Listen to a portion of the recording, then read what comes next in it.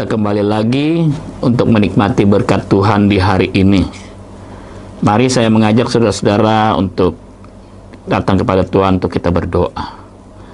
Bapa di surga, kami mengucap syukur kesempatan ini kembali kami akan menerima berkat Tuhan melalui perenungan kami saat ini. Kami percaya Tuhan akan memberikan kami kekuatan, Tuhan akan memberikan kami hikmat, bahkan semangat yang baru untuk kami dapat menjalani hidup kami di saat ini. Terpujilah namamu, kami siap menerima berkat firman Tuhan. Di dalam nama Tuhan Yesus Kristus, kami sudah berdoa dan mengucap syukur. Haleluya. Amin. Haleluya. Puji Tuhan. Salam sejahtera di dalam berkat kasih Tuhan Yesus Kristus. Saya percaya kita semua diberkati oleh Tuhan tentunya. Dan saat ini, kalau kita ada sebagaimana kita ada saat ini juga, ini semua karena berkat dan kebaikan Tuhan. Puji Tuhan, kita akan melihat satu ayat di sini dalam kitab Kejadian. Kitab Kejadian pasal yang ke-12, ayat yang kedua sampai ayat yang ketiga.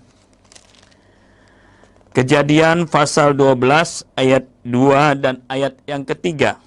Saya akan bacakan bagi saudara-saudara sekalian. Aku akan membuat engkau menjadi bangsa yang besar dan memberkati engkau serta membuat namamu masyhur, dan engkau akan menjadi berkat.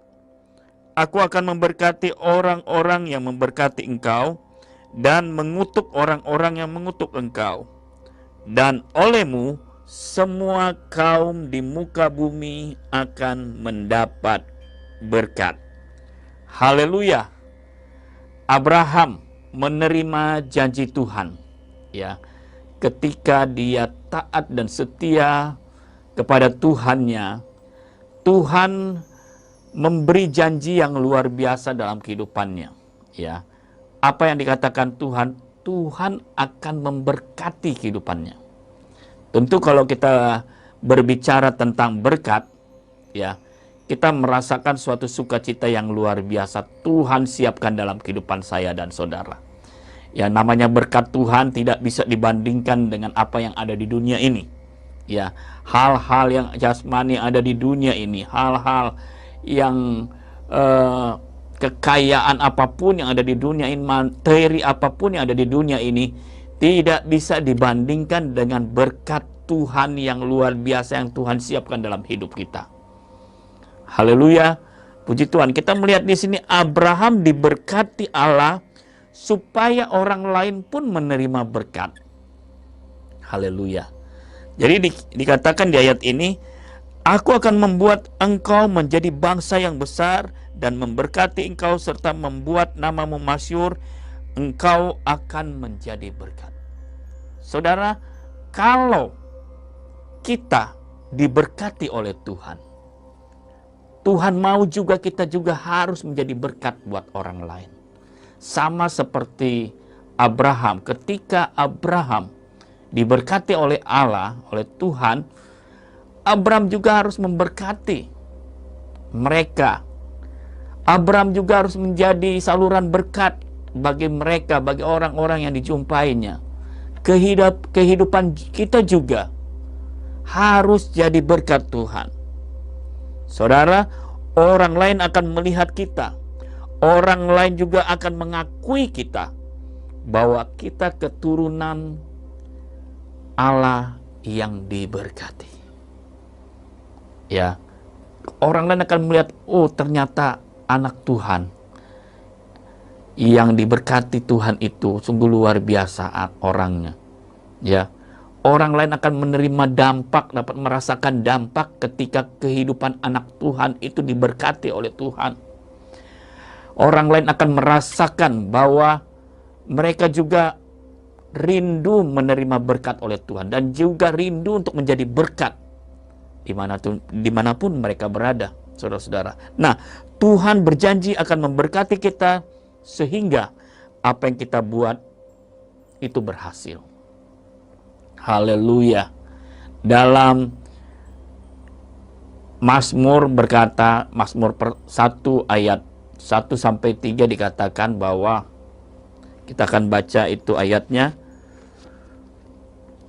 Berbahagialah orang yang tidak berjalan menurut nasihat orang fasik, yang tidak berdiri di jalan orang berdosa, dan yang tidak duduk dalam kumpulan pencemooh. Tetapi yang kesukaannya ialah Taurat Tuhan, dan yang merenungkan Taurat itu siang dan malam.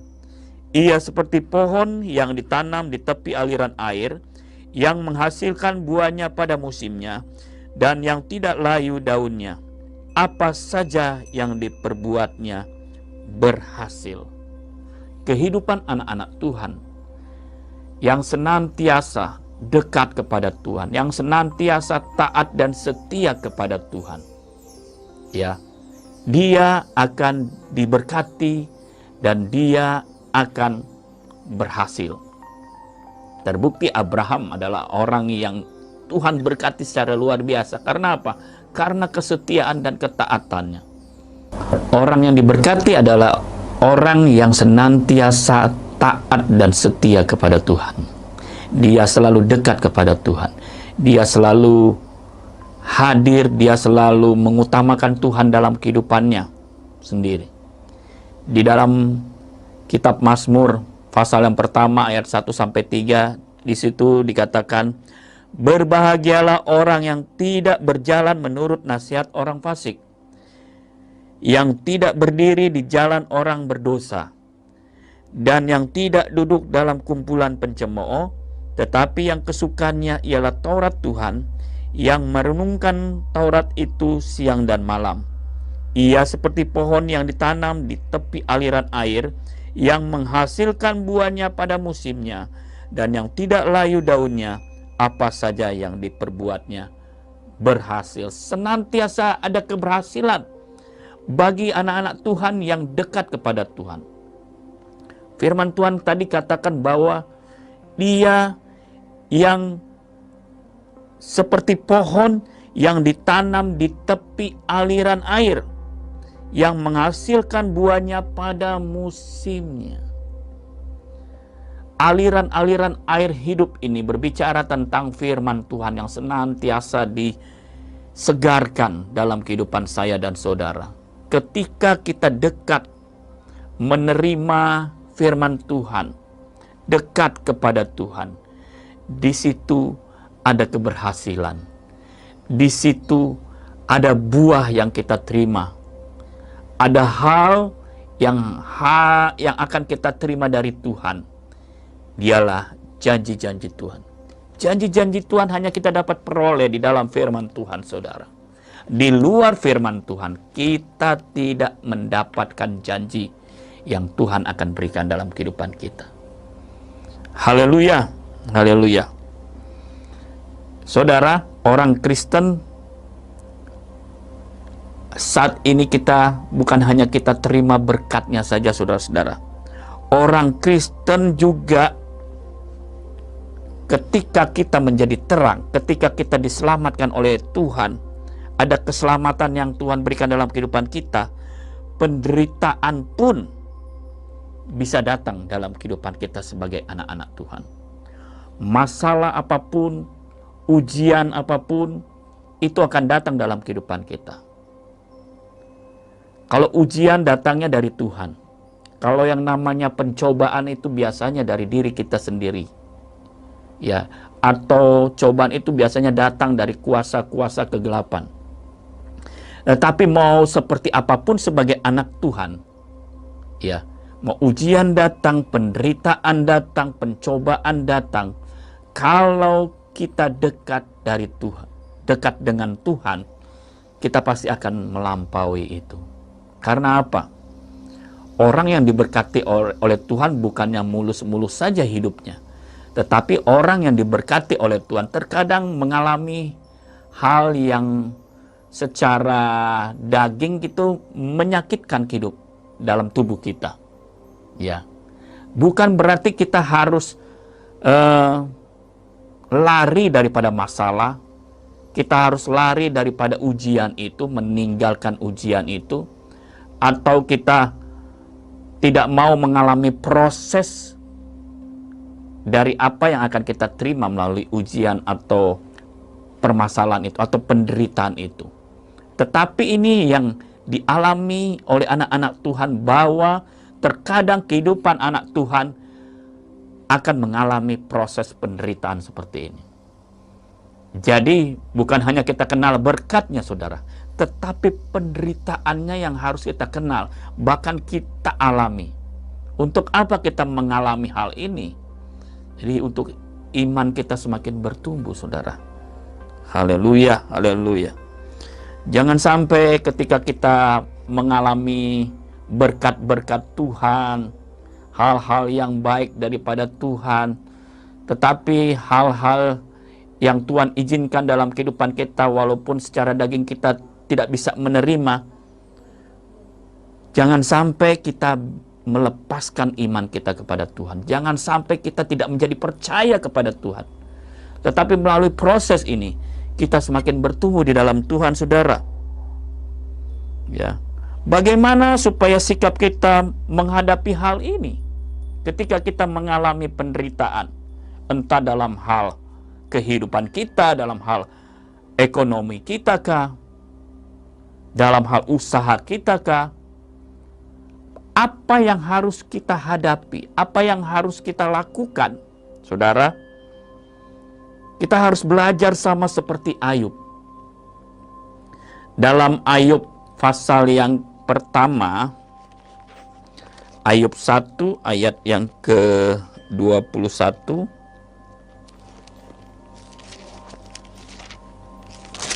Ayub 1 ayat 21, di situ dikatakan, katanya, dengan telanjang aku keluar dari kandungan ibuku, dengan telanjang juga aku akan kembali ke dalamnya. Tuhan yang memberi, Tuhan yang mengambil, terpujilah nama Tuhan.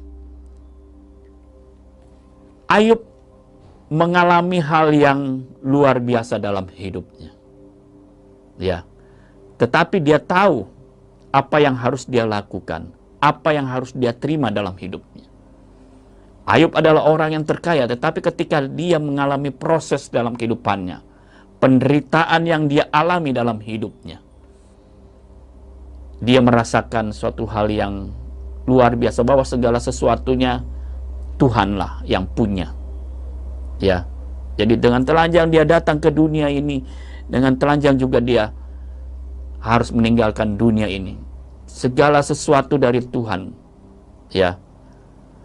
Dia katakan di situ ayat 21, katakan, Tuhan yang memberi, Tuhan yang mengambil, terpujilah nama Tuhan. Segala apapun yang dia hadapi, dia akui bahwa semua karena Tuhan. Terpujilah nama Tuhan. Ada rasa cukup dalam kehidupan. Kehidupan kekristenan juga kita harus memiliki rasa cukup. Saat kita beribadah, dalam firman Tuhan dikatakan juga, karena ibadah kalau disertai rasa cukup, akan memberikan keuntungan besar. Maksudnya bagaimana kalau kita beribadah dengan rasa cukup? Dengan segala kerinduan kita kepada Tuhan, kita yakin itu akan mencukupi kehidupan kita. Firman Tuhan yang akan kita dengar, firman Tuhan akan diberikan kepada kita. Kita yakin akan mencukupi hidup kita. Diberikan kelimpahan hidup kita. Diberikan suatu kepastian, pengharapan dalam kehidupan kita. Itu cukup bagi kita, saudara. Hanya firman Tuhan yang dapat memberikan kita rasa cukup. Bahkan dikatakan di situ, akan memberikan keuntungan yang besar, melebihi daripada apa yang ada di dunia ini. Ya, milikilah rasa cukup sama seperti apa yang dimiliki oleh Ayub tadi, saudara.